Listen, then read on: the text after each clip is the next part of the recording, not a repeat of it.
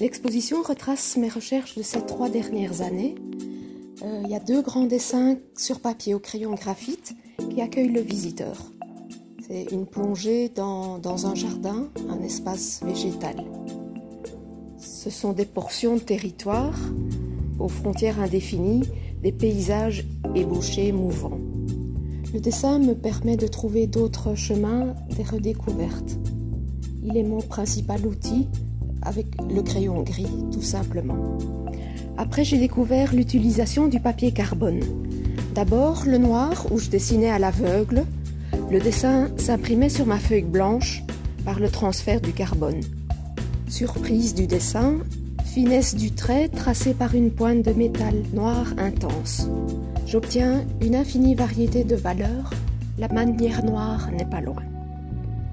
Des grands formats au crayon, au graphite, au crayon, au petit format au carbone, ce sont toujours des successions de traits, de couches, de déplacements. À force d'user, de vider le papier carbone, des images fantômes prenaient forme, semblables à des sfumato. En déplaçant la matière de son support sur un autre, la feuille blanche ou polyester, en superposant les couches de carbone en strates, une image se révélait.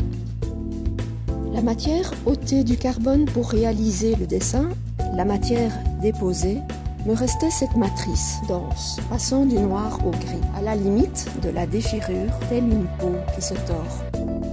Il reste le papier carbone vidé, déformé, où apparaît un léger relief, tel un spectre, flou, un paysage inventé, s'approchant du clair-obscur, faisant apparaître la lumière. Chaque geste transforme, s'inscrit. Pas de repentir, pas d'erreur, pas de coup de gomme. Le format du papier carbone me contraint par ses dimensions, d'où l'idée des séries et des variations de valeurs.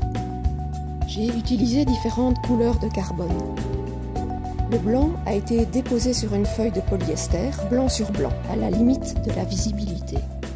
Au premier regard, la perception de l'image s'avère difficile. À un endroit précis, changeant selon la luminosité, le dessin se révèle très fort et très présent.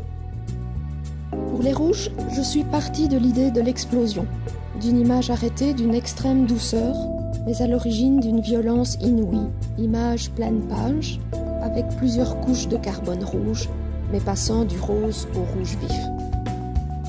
C'est d'expérimentation en expérimentation que le résultat se dégage, que des propositions graphiques s'enchaînent et m'emmènent vers d'autres processus, d'autres supports.